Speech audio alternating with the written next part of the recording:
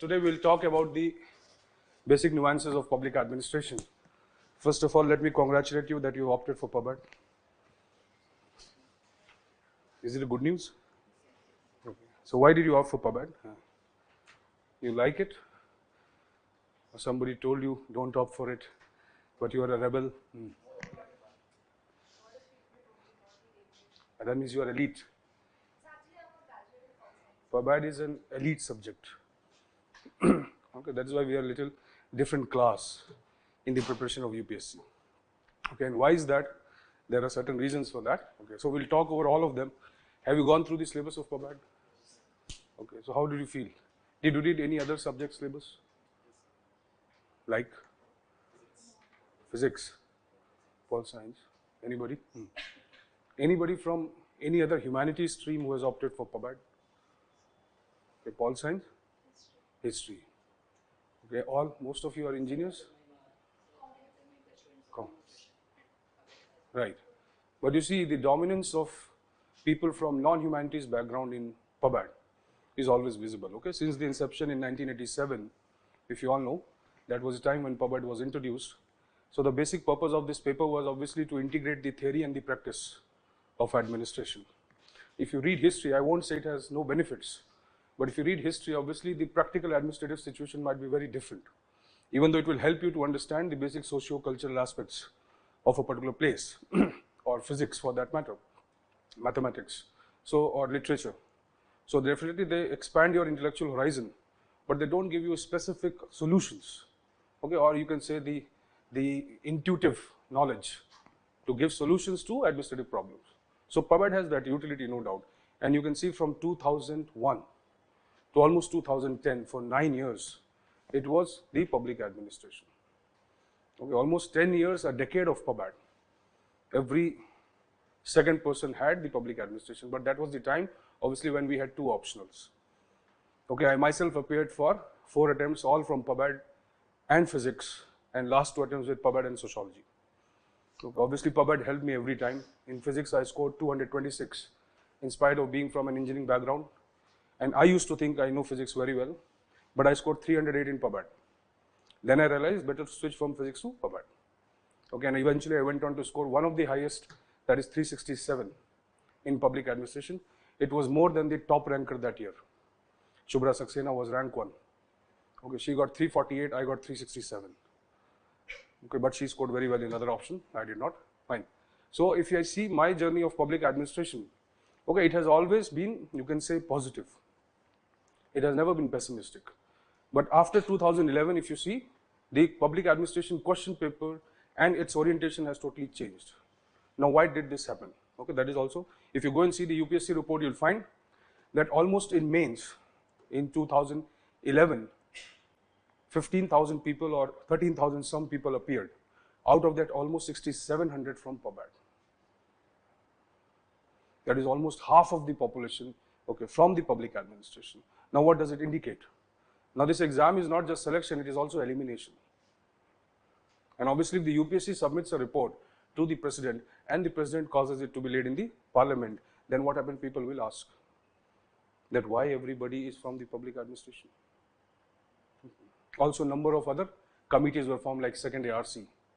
Labasna had presented a report to the UPSC that the kind of students we are getting from certain areas, okay, they are not worthy of being the civil servant. So public administration had become such a phenomenon that anybody opting and studying for 2.5 months was scoring marks in public administration. So obviously they raised the bar of the question paper. Okay, also somebody brought about the gossip that there is a hidden syllabus. Okay, it was not a hidden syllabus, it was basically an alternative syllabus given by one of the members. Okay, made by an IIM professor and UGC. If you go and see the UGC net syllabus, you'll find those elements which were there in the hidden syllabus. Okay, so they made an alternative syllabus that, okay, this is much more dynamic syllabus than what we are doing today. Today we are more focused on the theory. So let us change the orientation. But it was leaked by somebody. Okay, it was a deputy secretary. I know the name also. Fine, an inquiry was instituted by the UPSC against him. So he leaked it and many of the coaching institutes got it. So, but obviously few questions were visible in 2013 and 14 from that hidden syllabus. But obviously UPSC, unless it formally accepts the syllabus, it will not give the questions. So even if you had not studied the hidden syllabus, you could have done very well because you had the option to leave those questions. You know what is the format of the exam, so we'll start with that. Okay. So, okay, if we talk about public administration, you know every optional has 2 papers. These basic things, you might have done the research. 250, 250. Now there is a big difference between these 2 papers. So today our entire discussion would be regarding this paper. Okay, why this paper is important? Have you read the syllabus properly? How many units are there? 12 units. Okay, what is there in paper 1? You've read the syllabus, you told me. No, how do you comprehend the entire paper? What exactly it wants you to know? Theories. Have you studied mathematics at your class 10th level? You must have, all of you. You know what is Pythagoras theorem? What is it? Can you prove it? No, you can. I'm asking in general. Everybody knows the theorem. Can you prove it? So the logic is, when we conclude something, okay, there must be some theoretical and conceptual knowledge behind it. Fine. So you can say that administration needs accountability, transparency. It must be a good administration. But then we have to understand and deduce that process what is good. You have to conclude, and when you have to conclude, you require something to be understood. Fine. So the moment or before you claim something that public administration is this, it is an organization, it is an activity, it is a function, then how did you arrive at this conclusion? That means what? There must be some conceptual theory behind it. Fine. So your paper 1 is dealing with this aspect. All the knowledge that you will gather, the theoretical knowledge, the vocabulary of public administration, any concept that you will study, that will be derived from this paper. So this paper, you can understand, is the basis of understanding the entire public administration process. You understand the process and the procedure? What is the difference? Because our first 2 classes would be on that only. What is the vocabulary of Unit 1 or Paper 1? Unit 1 is the most important area in Paper 1. So if you know the entire vocabulary of the Paper 1, the moment we'll start studying, it will simplify things for you. You can read any book you want. I would not tell you go and read this book, this book. Once you do this class, you don't need to read any book. But I would always say read at least 2 books. Develop your base from certain books. But any book you read after those classes, you will be able to read. Fine. So when I'm saying paper 1 is the most important area. Most of the people, obviously they fail to score very high in paper 1 because of lack of conceptual clarity. So if you know what is the basic process behind the Pythagoras theorem, you can always solve it. Even if you don't remember, you can derive it. Okay, that is the beauty of paper 1. Now what is there in paper 1? Now see the average score of paper 1 prior to 2011. The average score was somewhere 160. Any good student, okay, out of 300 I'm talking about, fine. So any good student who would understand the concepts very well, even without mugging or rote learning, he can score 160 marks. That is almost more than 50%.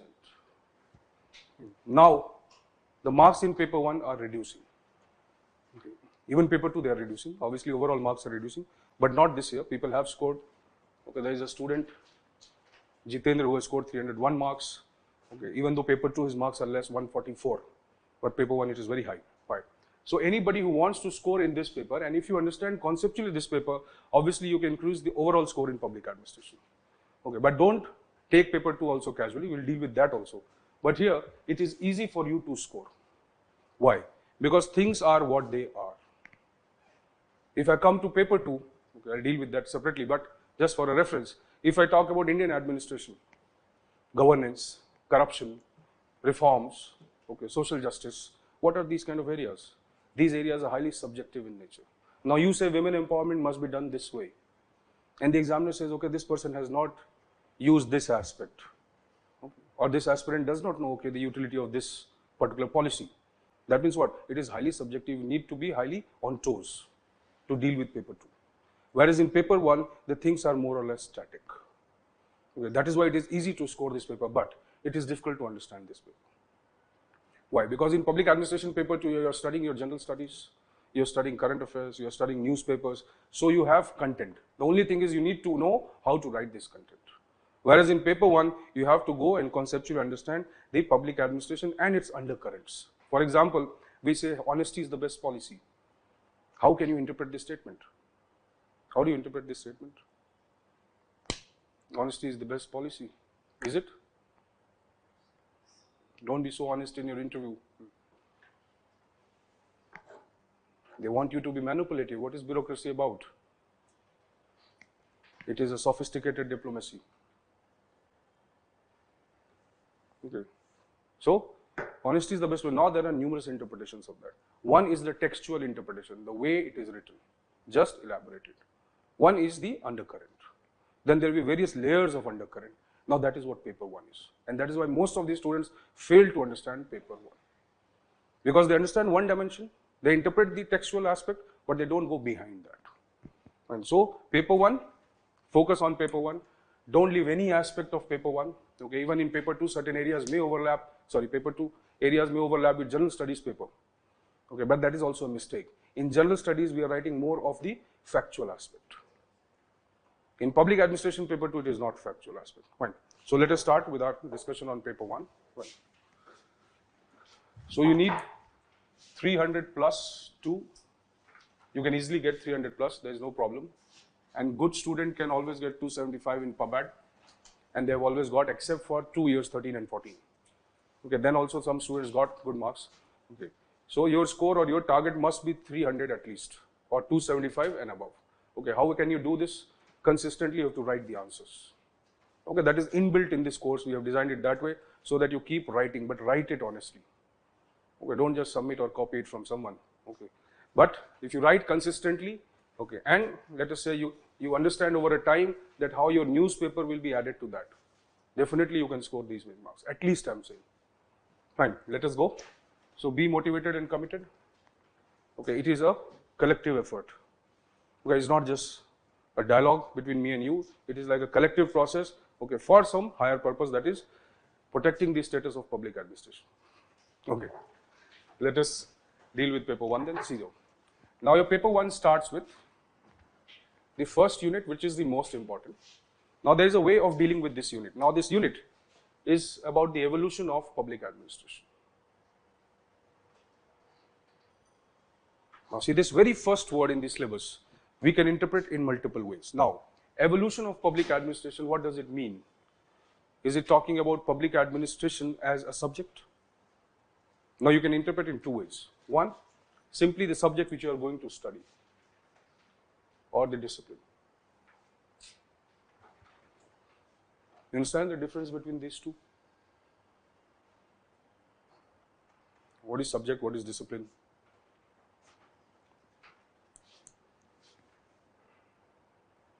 Which one is more advanced? Discipline. So what is the difference between these two?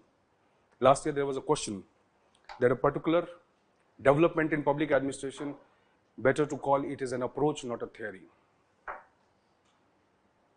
There was a question like this. So sometimes they are more concerned with the directly asking the theoretical aspects. Okay.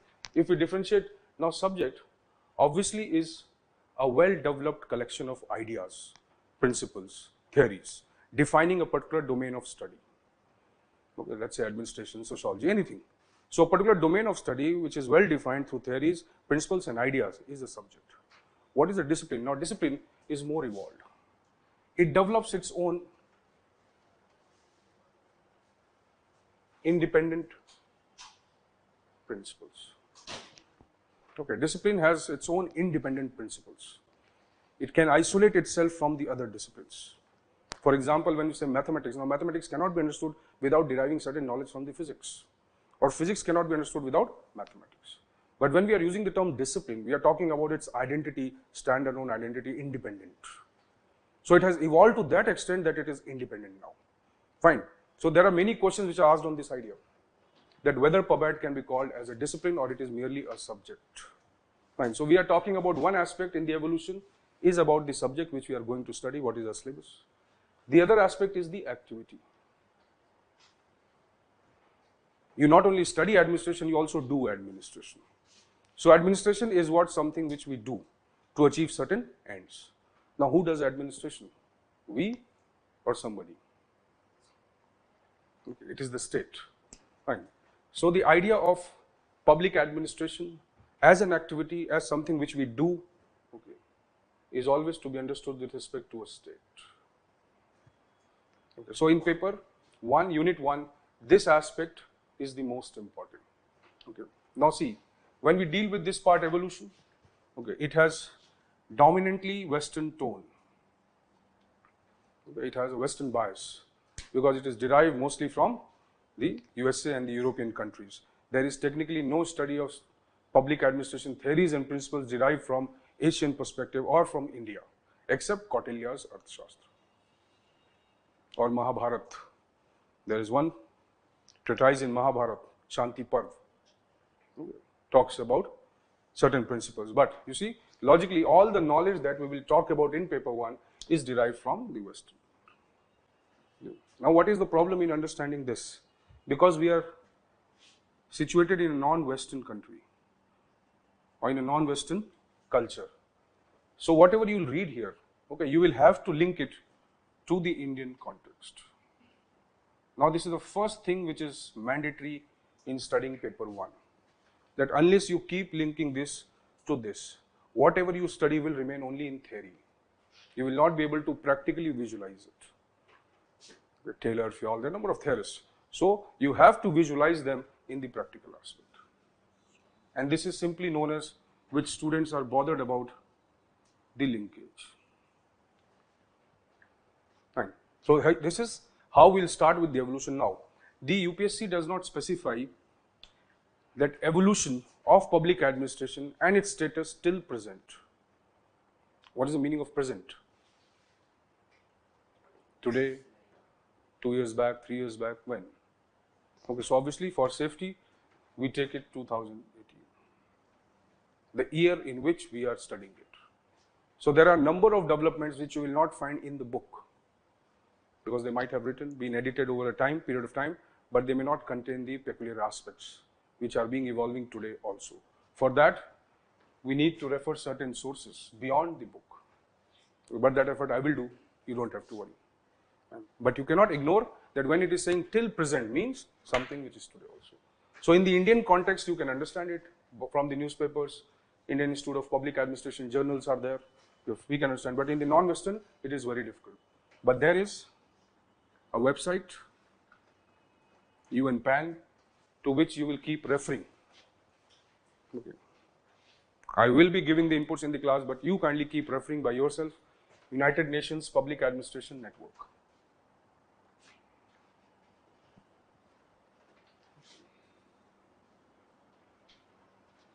IDSA,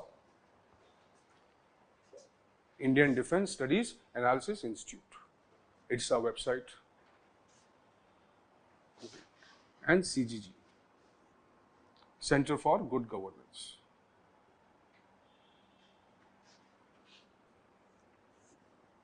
Now, these are important websites which you need to visit, okay, especially when we are dealing with this part. So, what we have done now, see. So, we will study evolution. Now, in the evolution, okay, Western bias is visible. So, our evolution does not start from Wilson's essay. Generally, people with it is also written in your syllabus. Wilson's study of administration and his essay. But generally, people start from the Wilson. It is not right. We will not start from Wilson, but we will start from the emergence of public administration in Europe. Because all the Wilson's ideas were borrowed from European context. So, instead of directly knowing Wilson, we will talk about this first. Then, after this, if you remember, or if you know Napoleon, what is the specific contribution of Napoleon to public administration? Codification of laws. Okay. He developed codes for civil services, which the same codes are being used today also. Okay. So, once we understand the context of the actual emergence of public administration in the European societies, then we will move on to the study of American Constitution or the formation of American Constitution. Why? Because this is the context in which we have to study public administration. Okay. And this context is democracy. We are not much concerned in our syllabus with the study of autocracies or monarchies or dictatorial regimes or communisms, even though their reference will come. But whatever syllabus is given, it is mostly with context to democracy. So this is how we start the evolution now. So there are numerous developments that we'll incorporate over the time. Now if you see the tone of the unit 1. Now unit 1, when I say evolution of PubEd from beginning till present. Now can you understand that the entire paper 1 can be linked to this? All your 12 units can be studied in this entire unit. Why we do this? There is a reason. Once you study various aspects in isolation, in the end, if I tell you, okay, link this unit with this unit, then you have to think a lot. Okay, you'll pressurize your nerves. So rather than what you do, in the beginning itself, we start by linking everything in one unit. So the moment we complete the first unit, your almost 70% of paper 1 is completed. And that is the best strategy. You go and see the last 10 years questions, we'll discuss them in the class. You'll find that in last 10 years, most of the complicated questions which have been asked, they are those where unit 1 was linked with unit 7, unit 8 is linked with unit 3 and likewise. So why to go through that struggle? We are doing it in the beginning itself. Fine, so that is why it takes very long time. So what we do, we divide the evolution into phases, right from the beginning. Generally it is started with Wilson. So from here, we divide it into 6 phases given by a person known as Nicholas Henry. I am not getting into the text today, only for the reference. So we divide it into phases, and till 1990 he has categorized the evolution of PubEd, but we go beyond this also. So we can add today number of phases to that. And through this what happens, your unit 2, unit 3, 4, 5, 6, 7, 8. All the aspects given in these 8 units, they are integrated here. 9, 10, 11, 12, they are little discrete. Okay, few of them may be linked with paper 2, fine, and then we study. So this is our mode of study. And now, many students are concerned with the reference. Okay, so paper 2 is mostly theory dominated. Okay, mostly the students ask for what book we should read for theories, and they assume that paper 1 is entire theories only. It is not correct. Okay, it is not just about theories and some theorists. Paper 1 is about the understanding or the basic understanding of what we are going to study, the public administration. Now I visualize administration, let us say, in a different way. Okay, you are moving on the road, moment you see an accident or a red light not working or potholes on the road, what do? You do anything? No. You're a highly alert citizen. You're conscious of your own comfort. So you don't do, you're an educated person, you don't do anything. Are you tempted to do something? Complain. To whom? Now you don't know that. No, definitely. You might be willing, but probably you might not know it. So when we are studying administration, whatever we are studying, we have to everyday visualize it. And that is how we can connect the dots in paper 1. So the moment I say bureaucracy, okay, that is the most controversial term in the entire public administration, bureaucracy. What do you understand by bureaucracy? You want to be part of bureaucracy? No. You want to be part of civil services, not the bureaucracy. Bureaucracy is a negative term. The moment you say a bureaucrat, you have a visualization of the bureaucrat. He is a person who comes late to the office, goes early, he has a paunch, he doesn't drive his car, he just sits in the back of the seat, okay, does nothing, seems to be busy. Now that is a visualization of a typical bureaucrat. Okay. And in your lifetime you will not, unless you become one, you will not be happy meeting a bureaucrat, because he is more procedure. Fine. So you have, whatever we are doing here, you have to visualize it every day. And over the time, you have to develop your vocabulary like that. If you're talking amongst yourself, talk in the vocabulary of PubEd. Okay. Did you see how governance is going on? Okay. What was written yesterday in the editorial, was it something related to good governance? Now see, if you follow this process, whatever shocks you experience in the exam will not be there. Your fear of the terminology, okay, that is one very important area which we don't focus even as teachers, even as students. We take a dictionary and go and read it. Oh, that is not how we understand it. So we have to visualize every day. We are using a term governance. What do you mean by it? Whatever we are doing, studying, training, incorporating ethics and ethics paper, ethics as a subject. Okay, it's all for the governance. What is governance? What is government? A group of institutions like parliament, assistant judiciary. In common sense terms, do we call judiciary as part of government? But actually it is a part of government. Because we dealing with executive. You're correct. No, you're right. But when I say government, I look up to Modi or Kejriwal or Yogi. I look up to them. The moment I say government did not do this, okay, there's a traffic jam on the highway. Government. So is the government the executive. What you're saying is the state. Okay, so there is a difference between these two. So when we talk about government, government is a system. Like family. Family has been created as a system. There is a, if there are no parents, can you call that as a family? No. So family has a typical structure. There will be two people and children, or maybe a joint family structure. Then there will be grandparents also. So that means what? The moment you say family, something you visualize. This is the structure. How their relationships have evolved on certain basis, emotions, affection, okay, blood relations. So there is also a basis of this structure. Okay, structure is like a pattern. Anything that we do is in a structure. Same way, we have created society. Society created the political system, the economic system to achieve certain ends which it had, whatever ends it wanted to fulfill. Out of that, the political system becomes very important. Why? Because it is related to power, authority. To do anything, you require an authority. Now, what is power? See, I did not tell you I will teach, but I am teaching actually. What is power? Whom would you prefer? A person going to the gym every day or a person going to the library? What you would want to be? Going to the library? Both. So there is a physical power and there is a intellectual power. So this is difference is that muscular power and intelligence both come in work, no doubt. But the power will only be visible when it is relative. So you say somebody has huge, chiseled body only when you compare it to some others. Or when you see somebody's brute power, the physical power, only when he exercises it on somebody. So power is a relative concept. So society, it creates a system where it says that, okay, take whatever power we have, the physical power, the collective power, okay, and now you use this power for us. So this process, when we are giving the power to a system, and obviously why we'll give and how we'll give? We'll give it for some purpose. Okay, that means it will be restricted for certain use. And how we'll give it? Simply we'll go together and say that, okay, no, Modi, you take this power and exercise. How will you do it? You will legitimize it. Some contract, some document, some framework, you have to do that is constitution.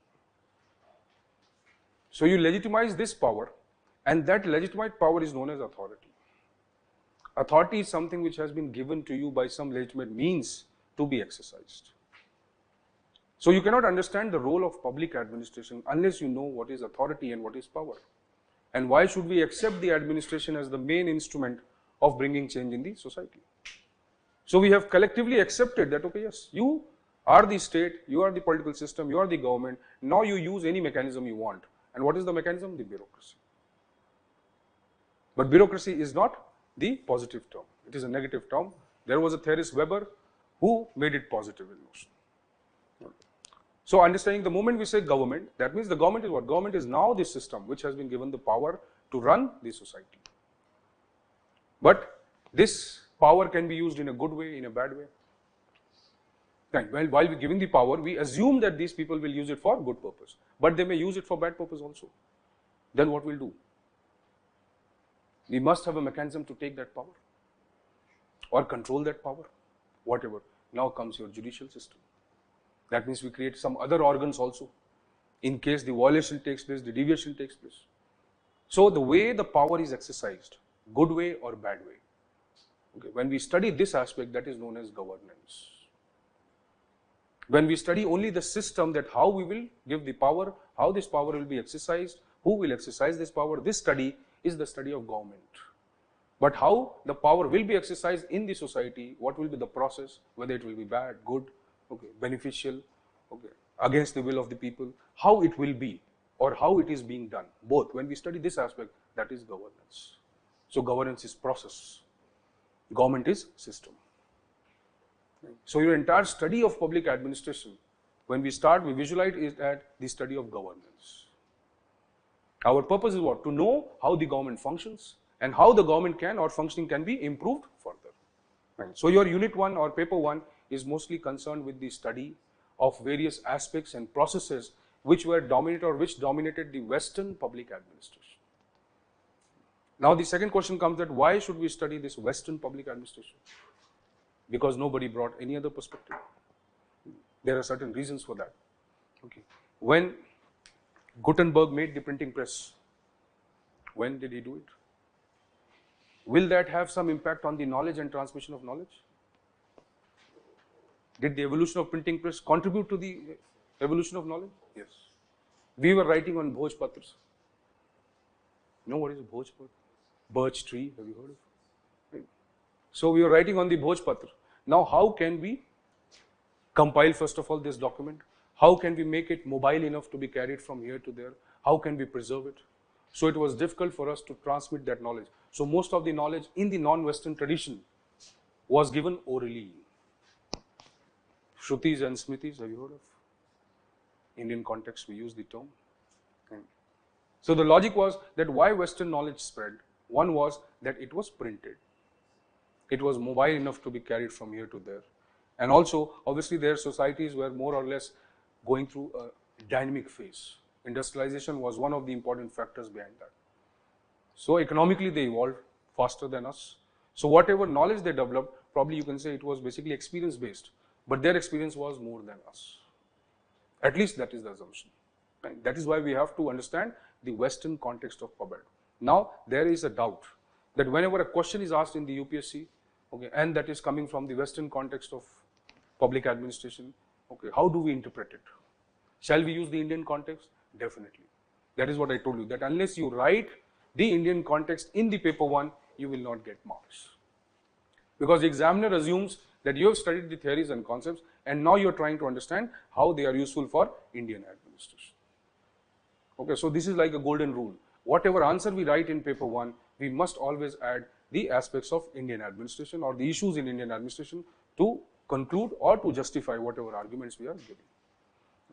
So when we deal with paper 1 now, so the first part we'll focus is the vocabulary. Okay, now this is our initiation into paper 1, the vocabulary of public administration. So there are 12 units. Obviously, we cannot go and read the vocabulary of each and every unit, but yes, there are some definite important terms, okay, based on which and only after that we can understand even the evolution of PubEd. So I would deal with few terms today just to give you an idea, okay, that how we are going to deal with them. And then I'll tell you the structure of paper 1. Let us say, in your unit 1, there are a few important terms. The first term that we study is the approach. Even before we study what is public administration, we study what is an approach, okay, a theory, okay, a concept, paradigm.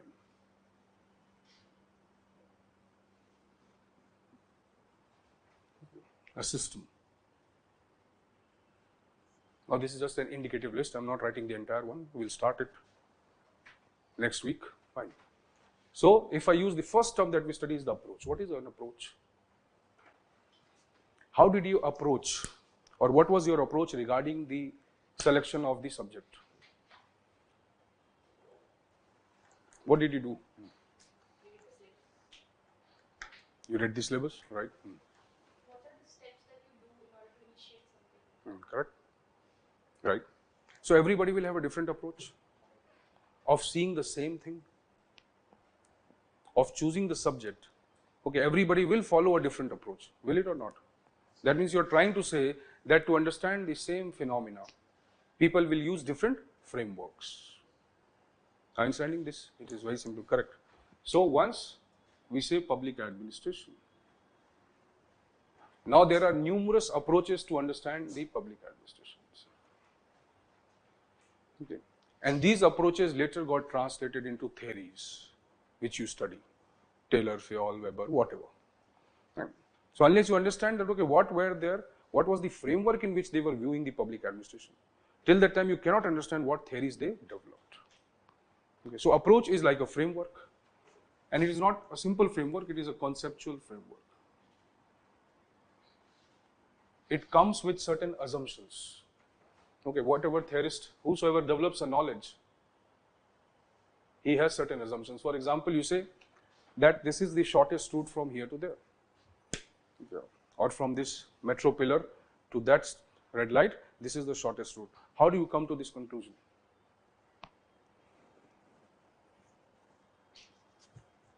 That this is the shortest route.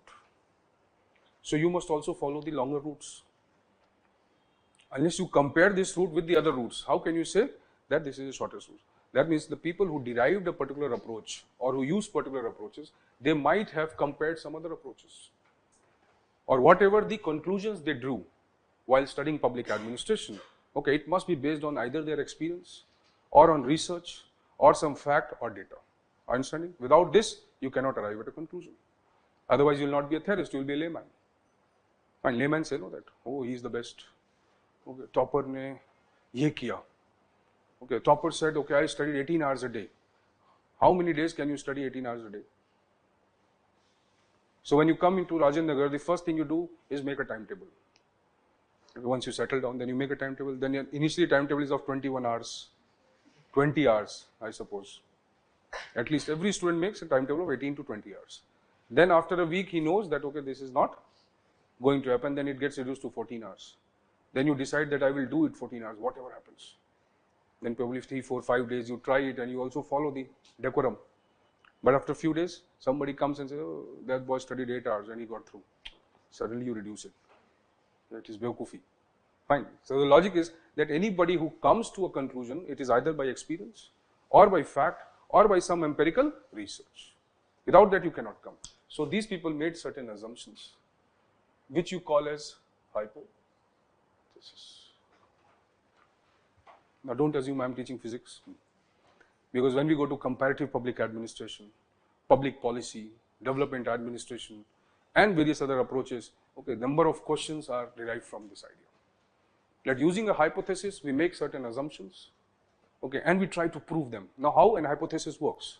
So I say that from this metro pillar to that street light, okay, it is the shortest distance. Now how will I prove it? So if I say I am a good person, will I prove it that I am a good person? By assuming that I am good, will I prove I am good? I will assume I am the worst. And then I will deny this fact. Understand? This is how simply we prove it. So anybody who has developed a hypothesis or certain assumptions in public administration also, okay, they all have first tried to prove it for its falsifiability. They wanted to prove it wrong. When they could not, then they accepted it is right. Okay, why it is important? Because there are numerous approaches around which number of questions in paper 1 are asked. So there are various approaches which various people used, and number of theorists came. Now once we study their writings, their theories or whatever they develop, okay, we can club them into one dominant approach. Okay, so one of the first most important approaches in public administration is the positivism. Your Taylor, Fayol, Weber, Gulick, Urwick, even Wilson, all of them come, okay, or all of them use this approach, or they come from the tradition of positivism. So this is the most important first word. Before you know PubAd, you must know this. Okay, what is positivism? You all are positivist. Do you evaluate things rationally or emotionally? Both. How did your parents nurture you for civil services? Did they nurture you or you nurtured yourself? My father was feeding me with this idea for a long time. He used to give me a competition success review, a magazine used to come long back. Now it is not there, I think. Not read now. Fine. So in CSR there was one column, topper speaks, something like this. So since my class 9th, he used to give me this. You can read it once, you can read it once. Okay. Now see, it was like indoctrination. Okay, maybe I would have been a better engineer, okay, but obviously it was fed to me. So you see, logically, okay, whatever approach you develop, whatever the way you see the world, depends upon various factors.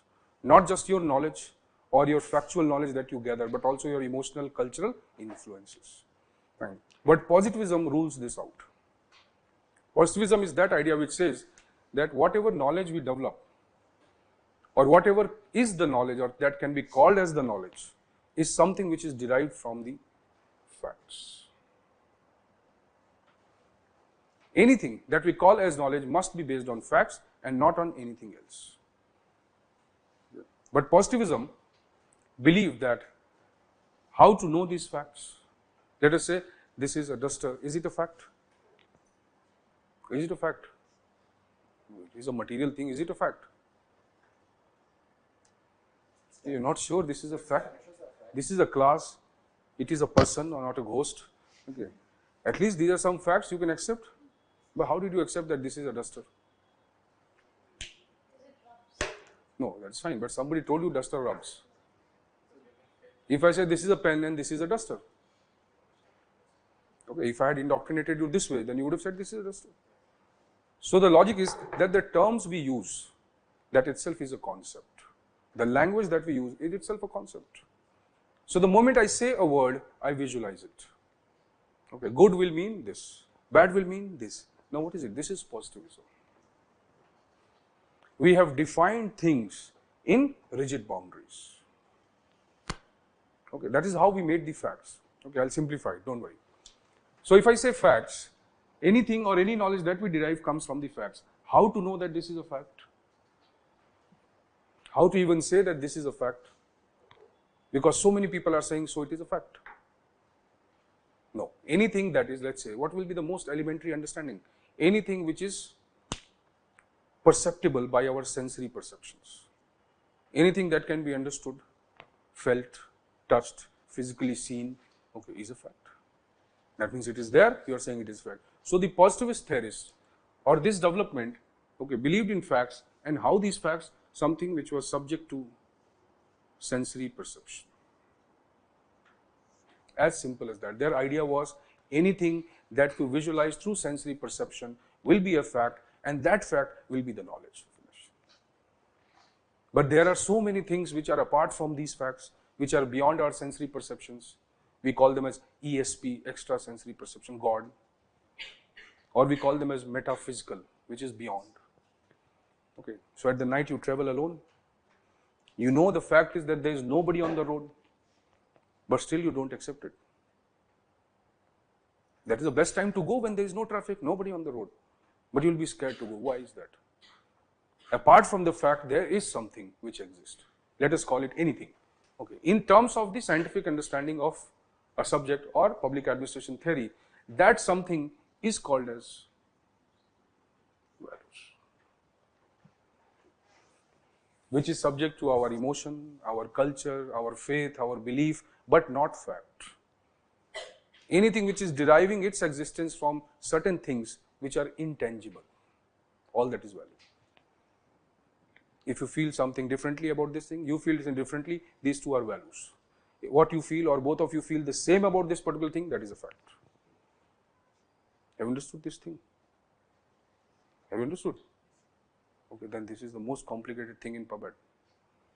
If you understood, then almost you can understand the unit 1. Right. So fact and value, this is a complicated idea. But see, there we can say this is fact, this is fact, this is fact. But whatever is happening in the society, whatever administration is trying to study, okay, they are not always facts. A major part of that is value. Modi has made so many schemes. Okay, budget has been allocated to them. But what is the public perception? What is public perception regarding Kejriwal? What is your perception? Is the public perception built on facts or values? Both, combination of, but dominantly on values. Why? Because we have, let's say, an illiterate society, a non-rational society, which believes its leaders and politicians, media. So whatever media says, whatever fake news comes, you believe it or you go and verify it. You don't verify it, most of that you accept it. That means you are not a positivist. Understanding logic of positivism. So it is saying whatever knowledge we have must be on the facts, not on the values. But when we talk about society and the problems of governance like equity, justice, inclusion, understand what is inclusion? What is it? Now we can include those sections of society which have been marginalized, either because of social taboos or so many, whatever the basis be. Fine. So inclusion, justice, happiness, public interest, satisfaction. How will you quantify them? So there are so many aspects of public administration or what we do in the society that is dominated by values. Now this has been a perpetual conflict in the study of public administration, especially in your theory building, that whether the knowledge must come from here or the knowledge must come from here. So this has been a conflict. But positivism is one of the first approaches we used to develop a concrete knowledge in public administration, and these people who use this knowledge or this as the basis, they were known as structuralists and functionalists. Okay. You also call them simply as classical.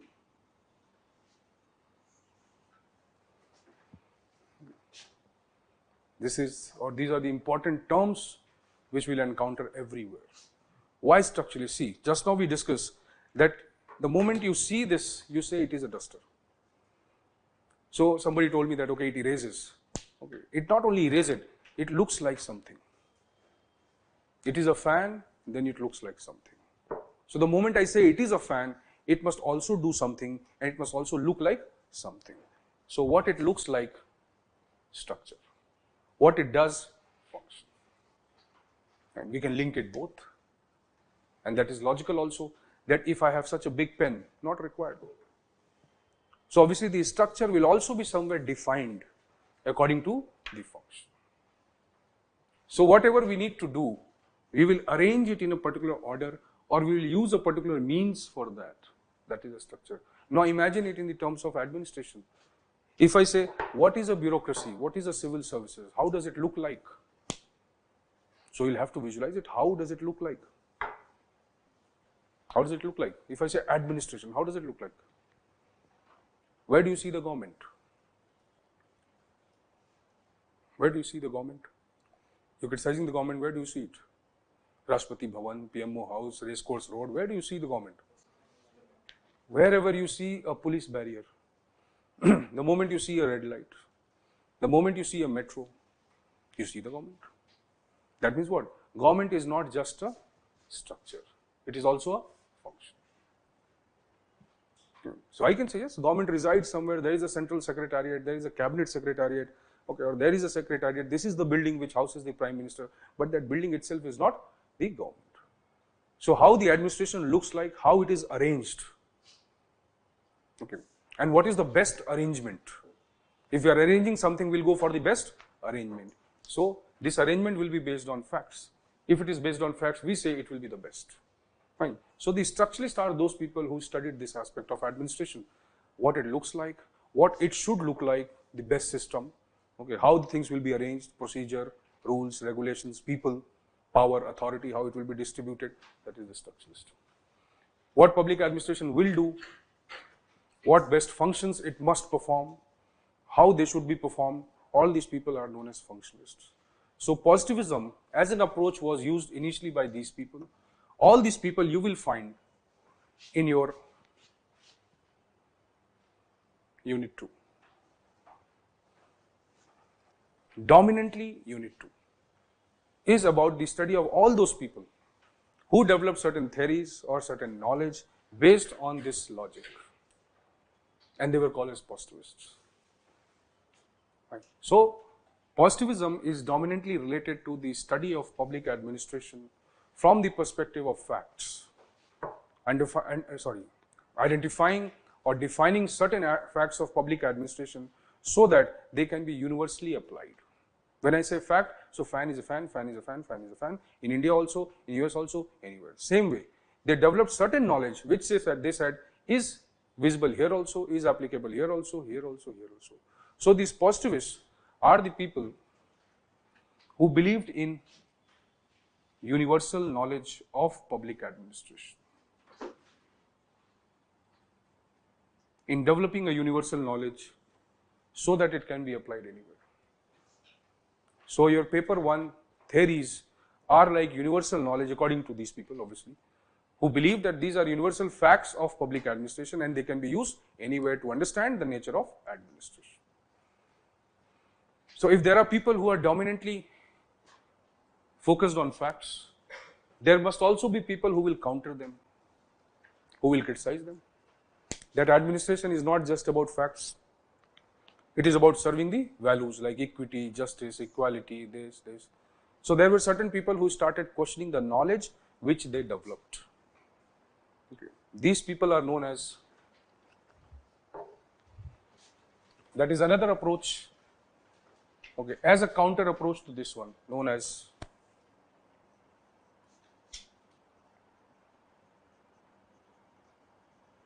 humanist approach or normative approach. It is known as a humanist approach, a normative approach, or also an anti-positivist approach.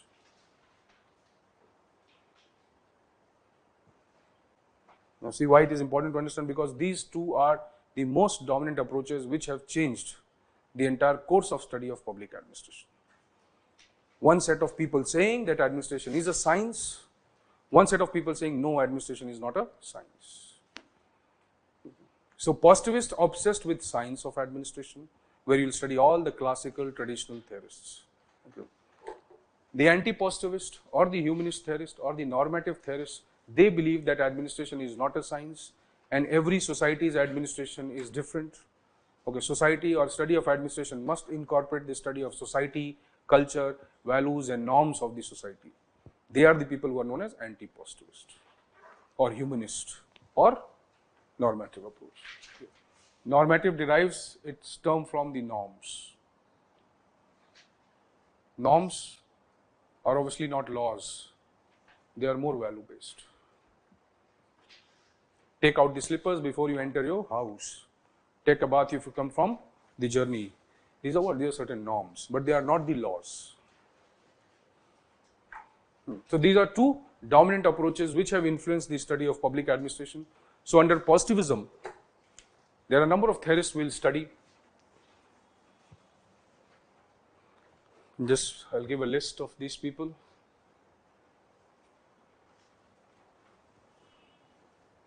Okay, unit 2 mostly, okay, but starting from Wilson.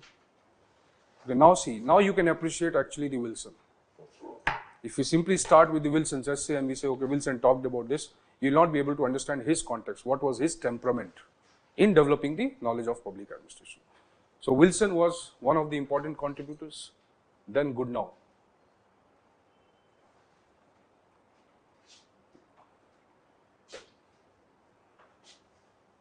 L.D. White.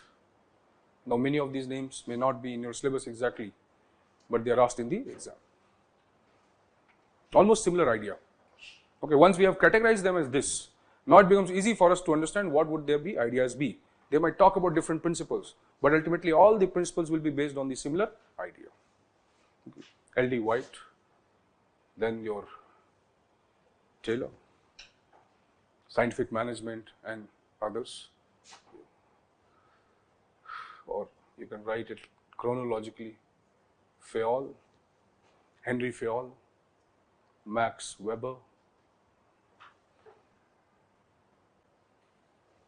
Gulick, Urwick, Monet,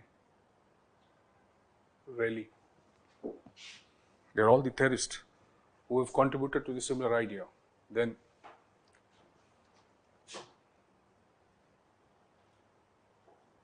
how about Simon? Okay. Little different, but he also continues the same tradition. Now these are, out of these are the most important ones. And obviously,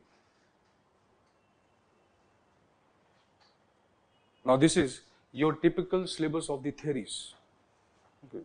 The initial development in public administration influenced by all these people. The core of the study of the paper 1 starts with the study of these people. But why will these people be obsessed with this idea? Was there any context because of which they had to develop this knowledge?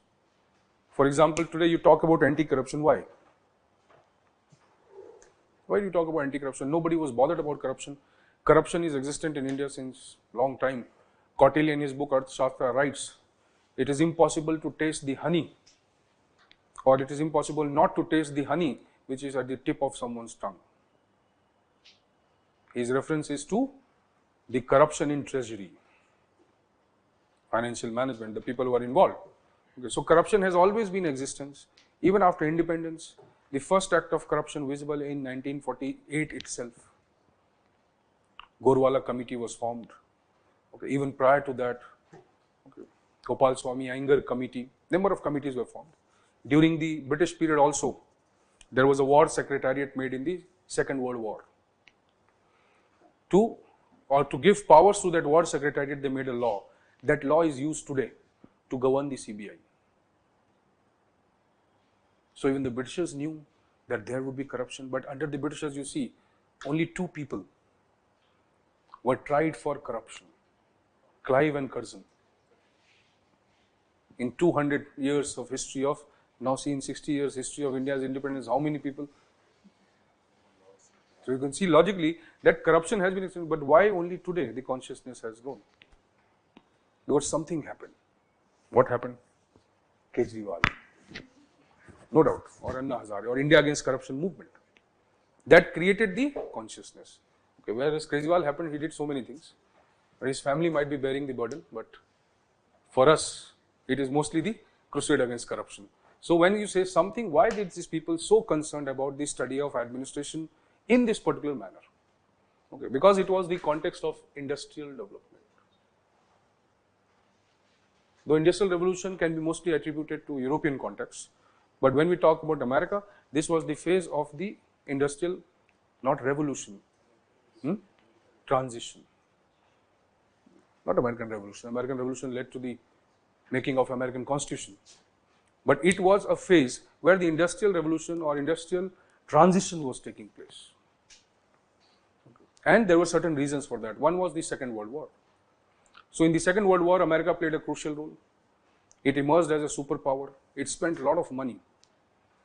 And it developed certain plans for the restructuring of various countries. One was the restructuring of Europe, Marshall Plan. Because of that, huge investment was being done by America in the European countries. Colombo Plan, Marshall Plan, Point 4 program, after the economic crisis of 29-33, Great Depression. Right. So logic is that there were certain contexts which led to the emergence of these theories. So all of them were obsessed with the Industrial Revolution. When the Industrial Revolution takes place, what happens? Industrialization. But what happens to the society? It will benefit. In what sense? Economic sense. But the Industrial Revolution will bring goods and services, maybe qualitative goods and services. But then over the time, what will happen if you have something good and your neighbor does not have? He will demand it. Fine. He will demand. So what happens? Over the time, the demand overrules the supply. This is very natural. And that is a phase, or that phase, when we talk about 1920s to 40s, that phase was the phase of mass production. What is a mass production? Similar type of products or similar type of goods required for mass consumption. Right. So their specific purpose was what? They understood that, okay, now the society can only progress through these industries, and so the progress of the industries was more important. So for industrial productivity, efficiency, growth of the industries, balancing the Industrial Revolution with the needs of the society, they tried to develop this knowledge. So you have to understand the context also. So most of the theories which developed in America or US, influencing the study of administration, okay, they were inspired from the Industrial Revolution, and most of them were management theories, not administration theories. Administrative theories are those theories which generally deal with the study of the systems which are used in governing the societies, whereas they were mostly studying the systems which were used in regulating the industries. So they were more concerned with the industrial organizations than the study of political and administrative organizations. But we are borrowing their knowledge. Okay, logically we have to borrow that knowledge. Why? Because it was a phase of industrial polyarchy. That is a term used by a theorist, Robert Dahl. Industrial polyarchy, what does it mean? Where the industries were actually wielding the power. The government, the state, everything captured by the industrialists. The state cannot perform or function without the understanding of the industrial revolution. So industrialization brings change in the manner of production, okay, goods and services, and also it brings change in the society. You see, suddenly people start getting jobs, they become supervisors, they become managers, or they wage earners or laborers or skilled laborers, whatever. Suddenly you see the social structure changes.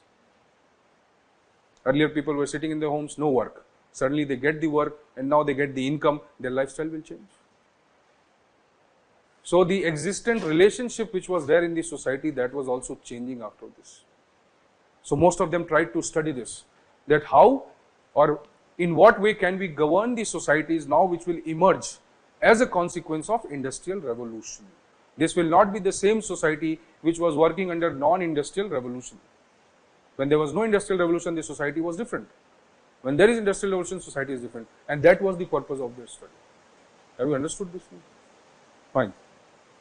So these are the most important theorists who were inspired by positivism. This theorist comes late. Most of them are finished by 910 to 1947. Okay, that is the era, okay, in which they dominated the study. Okay, obviously Wilson, 1887 to somewhere 1900. From 1900, the good now dominates, okay, and likewise. So most of them are over by 1947. Okay, they are criticized after this, and anti-positivists come. Okay, but this is the person who revives them back. So Simon is also another very important theorist who is also in the tradition of positivism. So when we are studying this, we will link the Simon there itself. Okay, generally Simon is studied separately, but it is not correct. Because Simon has the same logic, same undercurrent as these people. Fine. So these are few important theorists which initially we will start with. Obviously after the introduction we do of public administration and all. Fine. Now how do we study these theories? That is also very important. So every theorist you study, imagine Wilson, anybody, any theorist we study, we divide or break up the structure as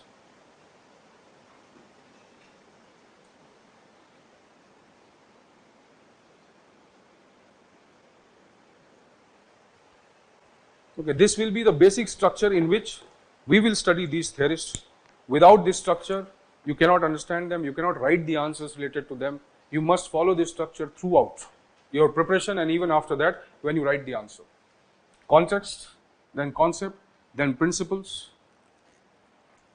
then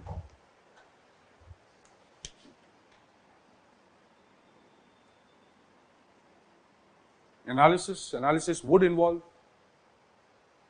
the facts, arguments, comparisons,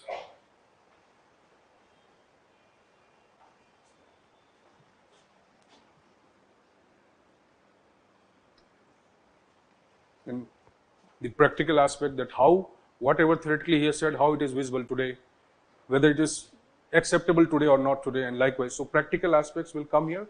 Here we will link with the Indian administration. Then criticisms. This is also a very important part. Unless we criticize them, okay, we cannot actually understand the real nature of their theories. Okay, what are the limitations and gaps that is to be studied? Then the conclusion. So context, concept, principles, analysis, practical aspect, criticism and conclusion. Now they are the aspects by which we will deal with all the theories. Once you understand them this way, now what you can do, when now let us say you studied 4 theorists, now what you can do, you can compare them. Your analysis will now improve because you will know he is better than him, why he is not better than him, why did he bring this idea and not this idea, and how this was improved upon by the later theorists. Now you can compare. Okay, once you understand this art, this is not a science, it is an art. Okay, then you can easily write any answer in your exam. Okay, most of the complicated will questions come from this area only. Fine. So theorists, mostly the positivists, this will be our starting point. Okay. Now when we talk about these type of people, what is their utility? Everybody wants to be factual. Yes. We want to increase our predictability, reduce the probability. Okay, if I tell you this is the book, read it and become IAS. You are looking for that knowledge. If I say these are 5, 6, 7, 20 books, read all of them and you might find okay some questions. Now this is unpredictable. So everybody wants to know things factually, precisely, rationally. Then what is the utility of these people? Just now just now let us simplify it. Just now we said now Modi or this government may be making number of schemes, bullet train is being run. Okay, and I know there are so many other proposals. Fine. So ultimately the people must be happy, this is going to happen, but this has not happened. Even if certain things have happened, like the Delhi government claimed, okay, that Mohalla clinics have been very successful, educational standards have improved, okay, the results have drastically improved and likewise they have claimed, and there are facts also, fine. But when we talk about people, society, okay, even the people who are making or taking the decisions, politicians, bureaucrats, okay, none of them are robots, are they? No. So things like corruption, scam, okay, red tapeism, you understand?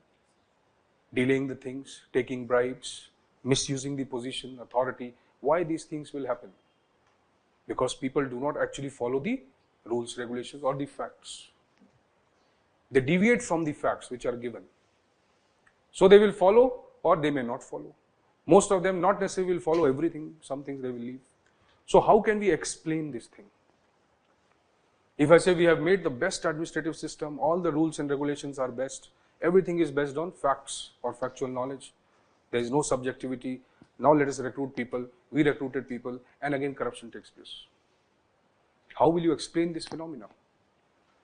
So apart from the facts, you need some more knowledge to understand the psychology of the individual, to understand his culture, okay, to understand his context, his family, the society he comes from, maybe the region he comes from, or maybe there are certain non-deliberate factors which might be influencing him.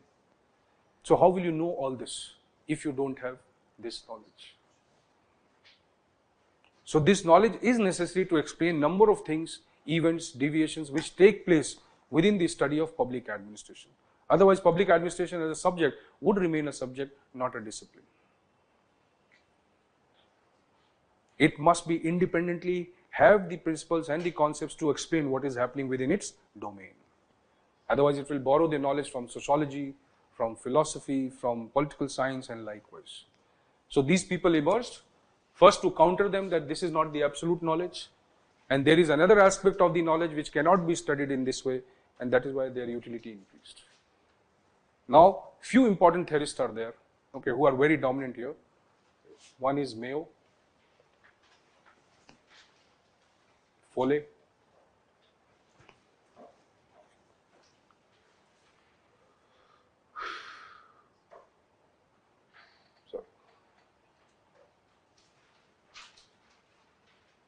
Bernard,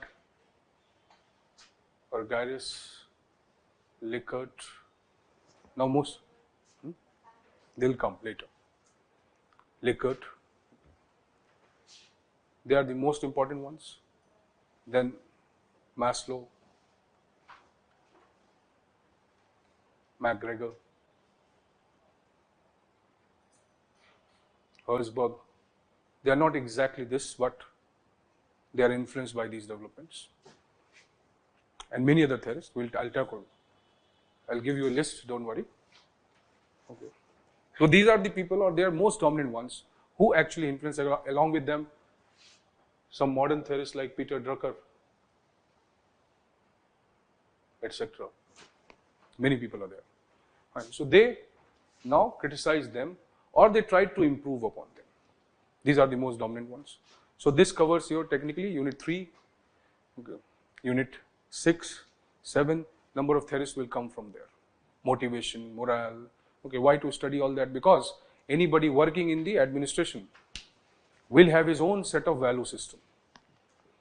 So see, from how we are moving in terms of understanding the paper 1, okay, theories. So how theories are evolving? First, studying administration as a system organization. Then studying administration as a complex of human beings.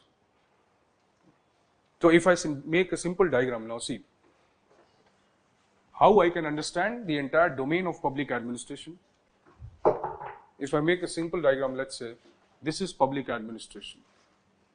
So what is it? It is an organization that we are visualizing as a structure, administration.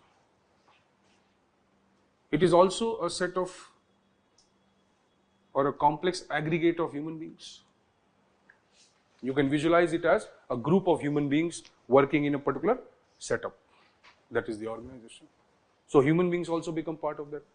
It is also a set of functions. What public administration will do, Tata will not do. What public administration will do, Google will not do. Understanding? So there are some separate set of functions which are performed by administration. So it is now an organization, it is a set of human beings, and it has a set of functions. But try to understand, will this be functioning, or the study of administration, will it be correct? If I just study the administration, its system, the internal aspect, the human beings, and the functions, will it be complete public administration? Now there will be a number of aspects related to them, but this administration does not function in isolation. There is a society, there is a political system, there is an economic system, there are a number of other countries or the other or different administrative systems which might be influencing it.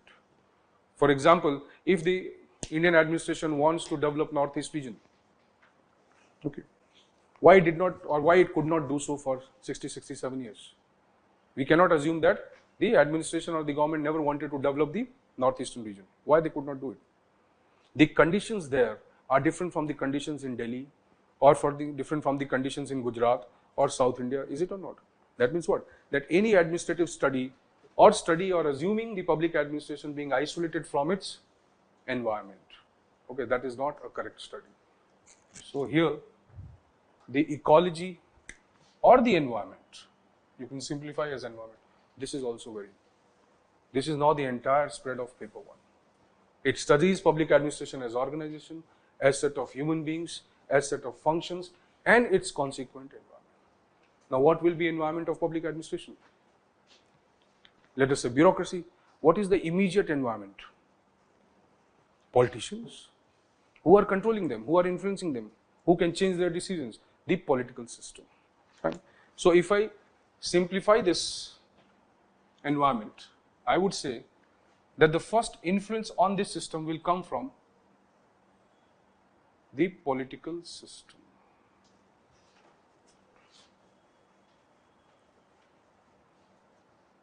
Then to an extent, today there is globalization. We have globalization or not? Are we globalized? How can you say that? You have some facts to support it? A public administration student must have a very strong general studies. Automatically he has, or he develops a very strong orientation towards general studies. Because an administrator's role is to provide solutions. So your answer must also reflect that optimism. Even when you give your interview, that should be reflected. You are not a history student, okay, or you are not some other sociology student who is more concerned, or law student, more concerned with the philosophical aspect. You have to give specific solutions. Okay, so how can you say that globalization has happened? The first aspect is the policy. As a system, we have introduced, as an economic system or a political system, we have introduced new economic policy. It talks about certain things. One of the first industrial policy launched in 1948, and then in 1956, after the Planning Commission comes. Fine. Though there is a marked shift from that 1956 to 1991. That is one fact which we can say. Any other fact? What has been GDP growth rate? You are studying general studies, or you have completed GS and then you are studying optional, or you are studying it simultaneously now. Simultaneously. You know what is GDP? At least you must be reading in the newspaper. So what was the GDP then and what is the GDP now? It was 2, 1991. Around 2. Right now around 6. 2.57 around. From in 2001, it doubled. 2011, as claimed by the UPA1, what was it? The peak came around 7.8%. RBI projected it to be 7.4%. And global GDP growth rate, average growth rate was somewhere 6%. India was ahead of that 6.4% average. And that's why we claim that we are one of the fastest growing economy. We cannot claim it like this. So the logic is we are globalized today. So has the globalization impacted the way we are governing our society, the way our problems are emerging, the way we are tackling those problems? Has it changed or not? Because globalization has brought about economic change. Just now we said that per capita income or GDP has increased. Will it translate into per capita income? Now there is more money with the government and the society. So obviously it might have been distributed. That is what we assume. India is a welfare society, democratic society. So this money would have been distributed amongst the people. So we may safely assume that, okay, poverty has decreased, per capita income has increased. Okay, number of people who have now surplus money to buy goods and services, it has increased. So poverty, which was somewhere 48% when we started the globalization, I'm talking absolute poverty, around 48%. Today it is claimed to be, how much? 20 crore people are based in poverty. No, what percentage I'm talking? How much do we claim today? Around 23%. Okay. But those reports may be false, we don't know. Okay. In essence, we can say at least 30 crore people or 30% people, not 30 crore, 30% people may still be poor. But definitely more people are above the poverty line today compared to what it was there in 1950s, 1990s and today. So what happens when the people's income increase? The investment increases, the expenditure increases, their investment in certain consumption patterns change. They will eat good food, they'll buy white goods and likewise. So this changes the way administration deals with them. Education increases, more and more people will opt for higher education or literacy, so their consciousness will also change. That means what? That globalization is one of the important factors which might be affecting the administration today. This is the economic system.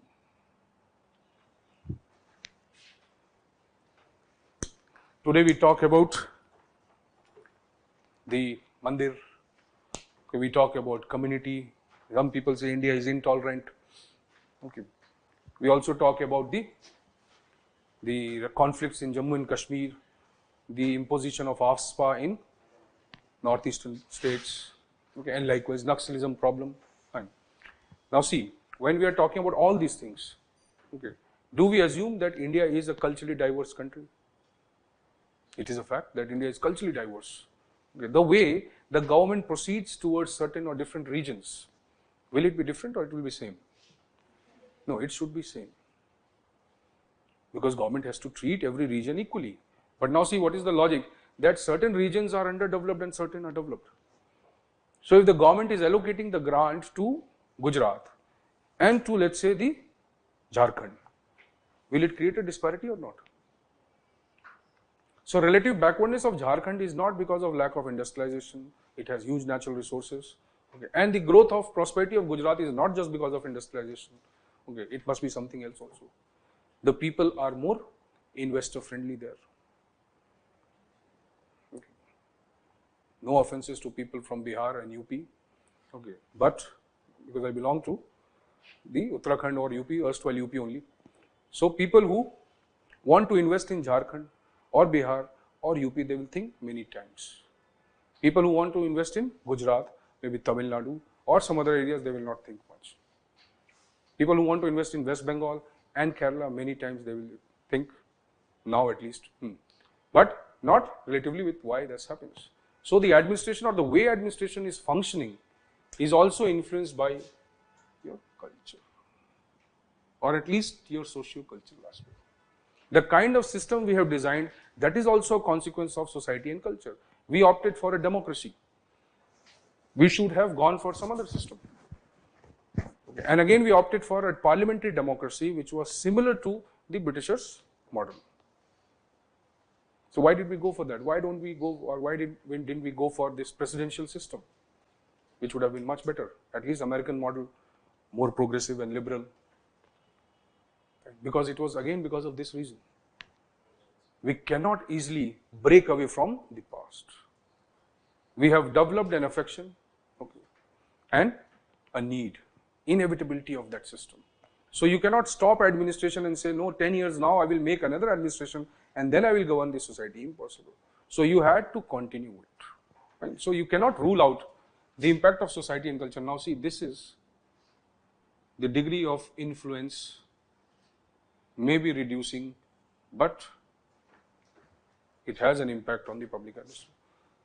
So now the scope of paper 1 is defined now this way, that we study PubAd as organization, then we study public administration as collection of human beings, then we study it as function, and then we study the influence of various factors and the relationship of the administration with them. It is both ways. How they influence us and how they influence. So administrative system also can change the growth and development of a particular area. The area can also influence the administration. Okay, you try to bring any administrative reforms or industrial reforms in the eastern UP, impossible. If you want to do any big business there, impossible. Mafias will come, extortionists will come, and likewise see what happened to the real estate in Mumbai. Though other things flourished, but the real estate, even though we can say market mechanism, it flourished, but huge fear, okay, loss of investment, capital loss in the real estate sector because of the dominance of certain groups. So you cannot rule out that these factors will influence and it will also influence. Now this also becomes one area of study. This area of study is treated separately, known as the ecological approach. So likewise you see, to study this, certain approaches developed, to study this, certain approaches, to study this and to study this. These collectively are known as the approaches to the study of public administration, because the phenomena is public administration.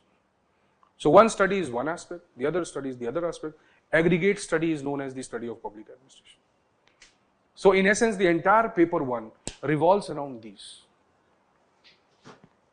Now imagine that we are studying the public administration and its cultural context, its internal aspect, both we are studying. But which public administration are we studying? American. Whatever knowledge given in paper 1, it is American.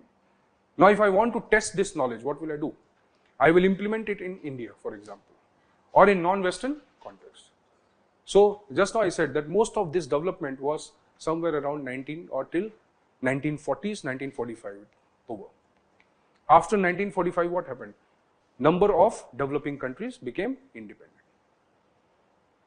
Now they also wanted to progress, they also wanted to grow, they also wanted economic prosperity.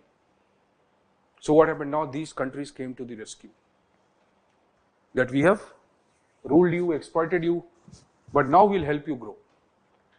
So Commonwealth was created, we must be knowing. So process, Commonwealth created, and emergence of multilateral institutions took place, World Bank, IMF. What was their need of these institutions?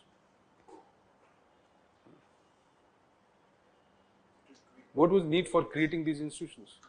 United Nations, World Bank or League of Nations? It cannot be that good intention. Prosperity of the whole world. Okay, there are two reasons. One, economic, the other political. The political reason would be attributed to the emergence of Cold War, American hegemony, how it needed to be protected. But I am taking a pessimistic view, a critical aspect that okay, it was probably because the economic reason was it was obvious that these countries which have been looted by the erstwhile colonial rulers, now they will become independent, now they will be sovereign. Okay, most of these developed countries or so-called developed countries almost now industrialized. So industrialization has stabilized in their countries, where they will find the markets for their product. Okay, resource, labor. Where? Earlier by force they used to capture people and take it to the plantations. Now what to do? So they wanted access to resource also, access to labor also, okay, and likewise. So there were certain other reasons. Though obviously they camouflaged it as that these institutions are going to equalize the power in the world now. And this is what is happening today also. So I'm not a communist, first it should be very clear. Okay. So till the age of 30 you must be communist, so that some ideologies and principles develop in your life. But after 30 you should be capitalist, otherwise your wife will send you out of the house. And so, okay, so I'm not communist, that should be very clear. So logic is that once these institutions emerged, now what they did, they tried to change the relationship between the developed and the developing. They became buffers, shock absorbers for this. So one of the prime reasons was that after the 1945, now the growth of these multilateral institutions, now they took the lead in developing these societies. So these erstwhile colonial powers, so how they wanted to interact with these their erstwhile colonies through these institutions.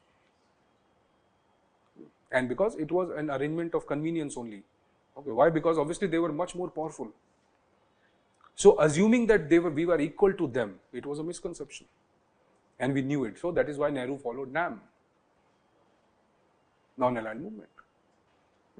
So see how the global politics changed, and because of that the governing or number of problems in governing started. Many people started migrating from these countries in the developed countries for obviously something known as gold rush in America. Have you heard of the term? Gold rush in US. Everybody thought that America is the destination, preferred destination. Okay, its superpower image had influenced the entire world, right? And likewise. So you see the theories which were able to understand how the administrative process and functioning in America is going on or explain it. Now they were not able to explain it because all these massive changes going on. Also their perspective was not third world perspective. They could not understand the realities of the third world countries or the developing countries so called. So they had to accommodate for now new theories. Okay, they had to provide now new understanding of these countries.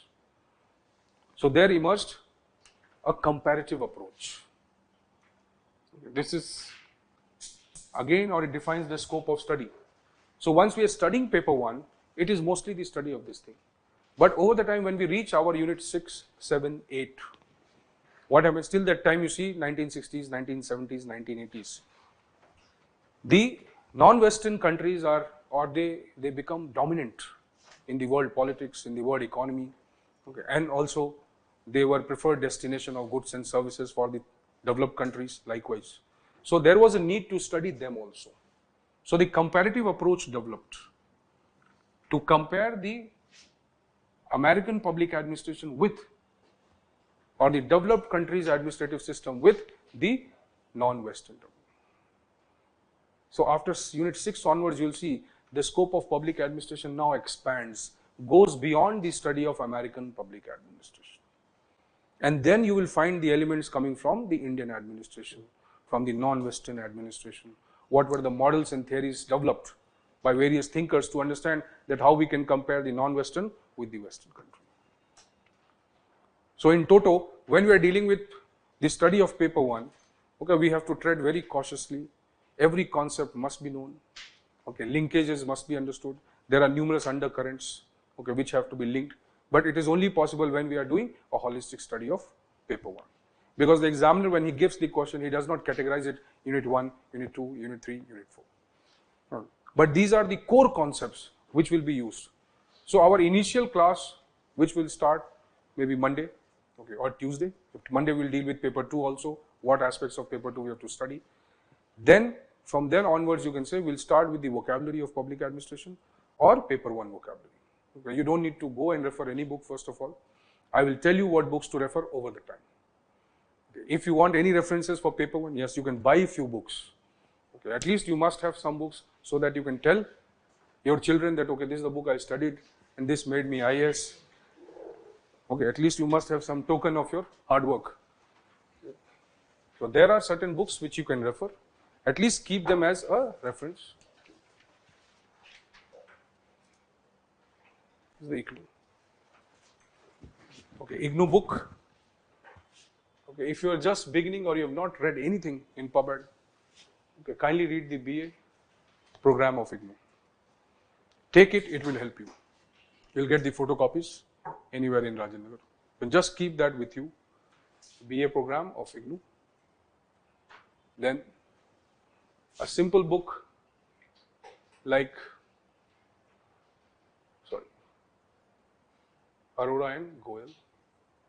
Now why I am saying this? Because this is basically paper 2 book. But wherever we will link number of theories with the Indian administration, I can give you a reference that kindly refer this page. This fact is now being used here. So you can keep these two as basic books, one for paper 2, this for paper 1. Okay.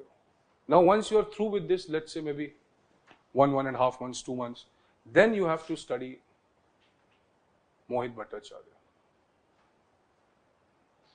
This is dominantly for paper 1. Don't study it unless you understand everything in class, because it will demotivate you. Once you study in the class, you can read it very easily. Mohit Bhattacharya has 2 books. Okay. One is New Horizons of PubEd. Okay, this is the book, must book, you must have. Then one is Social Theory and Development Administration. This book can be used for paper 1 as well as paper 2. So this book is generally for a very expansive reading of PubEd. When you understand various terms, process, entire concept of public administration, then you can use it as value addition for your answers. Fine. So when you are reading this IGNOU BA, it will cover many theories, whatever we will do. Okay. But along with this, if you add one more book, MPA 12, Masters of Public Administration, IGNOU booklet number 12. This has most of the theories. Masters of Public Administration. Apart from this, don't take the books. Whereas whatever reference we are going to use, I'll tell you. But that will be all dictated in the class, explained and dictated both. Fine. So in the class, we will have references from Nicholas Henry, Mohit Bhattacharya, all the 5 books. Then Stephen Robbins. It is not for you.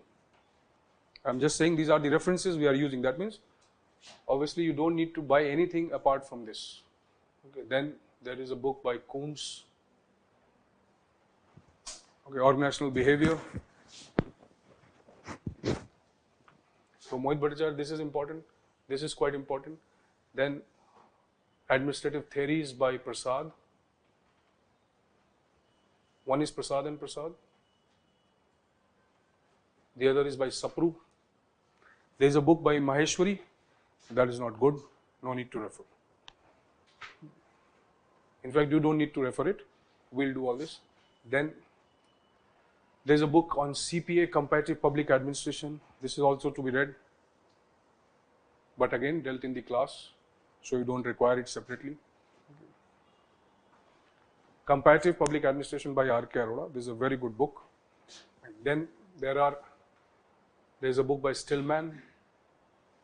Stillman basically is for the management principles. Then there is, sometimes the questions are asked, okay, complicated questions are asked, so they are not directly in any of the books. Okay, but there is an online store known as JStore. The journals available online. Okay, if you are already subscribed to it, it is good. If you're part of any higher institution like JNU, IIT or whatever, universities, central universities, you might access to this. Or if your friends are there, access this through them. Otherwise, individually don't do it, but we will bring this in reference. Then second ARC. I'm talking about paper 1 only.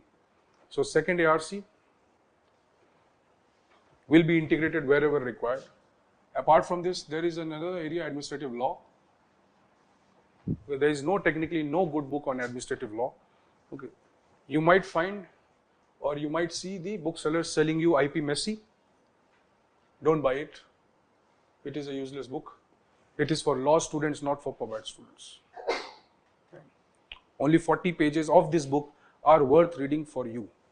So it is not necessary for you. If you have to deal with administrative law, go to Wikipedia. Simply refer to the links given. If you want to go and do your independent study, don't read anything beyond that, because this will be enough for this. Okay. Only if you have a microstructure. So we'll keep making a microstructure. I've given you a lesson plan. It might be you have access to that. Okay. So almost 4.5, 5 months is there, but it is only symbolic. When we will link the various topics, okay, it will be alone not more than 4 months. Okay, but there is a test, there is regular discussion, so that time frame is given. Okay. Our course will be technically for 4.5 months, not more than that. Okay. If you keep doing it regularly. Okay. As far as tests and questions are concerned, in the class, every day we will do certain questions based on what we have studied. Okay. Those questions you can write. Don't force me to evaluate it. I will check it, but I will not give marks for that. Okay. Every topic when finished, okay, there is a test mentioned in your schedule. Go and see it, or I'll ask him to give you on Monday. So in your schedule, go and see everywhere test is mentioned. Whenever you read that area, your class notes would be sufficient to write the test. But if you want, you can supplement from these books. But beyond this, you might not require anything. Kindly read the second ARC. You have time. You will not be appearing this year, obviously, next year. So you have enough time. If you get access to second ARCs, I'll give you second ARCs gist, not the summary. Okay, one we have edited ourselves. It is not the summary simply. Okay, you can read it. I'll be giving to you within 2 days all the booklets that you have.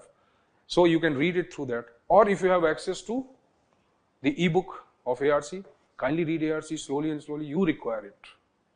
Okay, many people question the viability of ARC because now it is quite old. 2005 it was formed, and 2008-9 it submitted the report. But the logic is there is no other reform commission formed after that. The first ARC was formed in 1966. That does not reduce the utility of the recommendation. So wherever you have to put a recommendation, or you have to at least highlight that these are the changes done by the government now, you use the ARC. Plus ARC covers most of the governance issues. Disaster management, paper 3. You have law and order, internal security. Okay. Then citizen-centric administration, e-governance, again GS paper 2. You are covering civil society, media, everything is covered under that. And the best aspect of second ARC is what? It gives you content. You read any notes, buy it from the market, take a book, what has happened? They have just copied it from the internet. You get the same regressive content. Whereas second ARC has studied numerous reports and committees, and then it has given the content. So kindly read second ARC, it is going to help you. Then there is a collection of journals or collection of, you can say, papers under the IIPA. Okay, so we have a huge collection. Not everything is required for you. So I would be giving you photocopies of that, as and when necessary for you to read, but kindly read it. Your essay, your ethics paper, your GS paper 2, even your certain questions, society and all related in paper 1 also, you can solve or write very well using those notes. So don't ignore the IIPA, kindly read it. There are a number of summaries available outside also.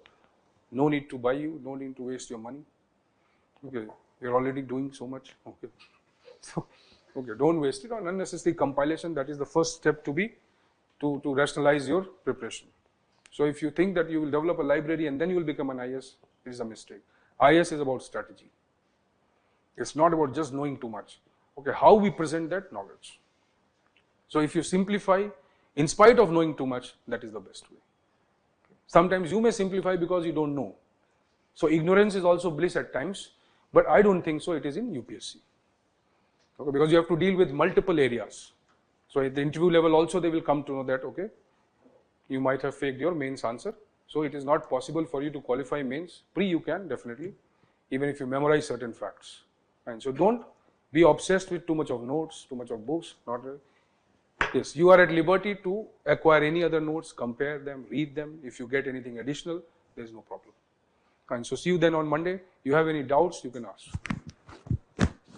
I'm not extending because if we enter now, then you will start abusing me.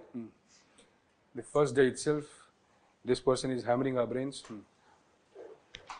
But no doubt, the public administration students have to become little strong. But this is one of the best subjects you will once you start learning, you will understand. Okay, it has multiple benefits. I would not say these many marks in ethics. No, it is not.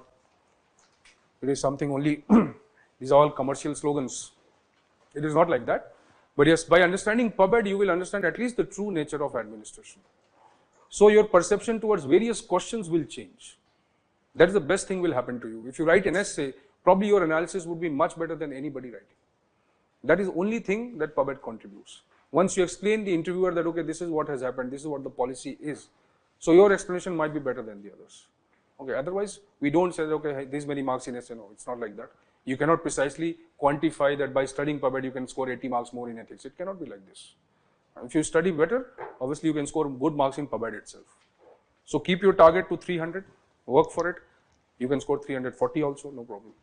Fine. And by the time you give, maybe there would be some top ranker from PubEd. This year, how many rankers are there from PubEd? Oh, there are many. Not necessarily in top 50, but 87, 97. Okay, they both were, one was the test series student here. Okay, other was the QIP student here. Then 226 and like so many people. So don't worry, you want only one seat. Okay.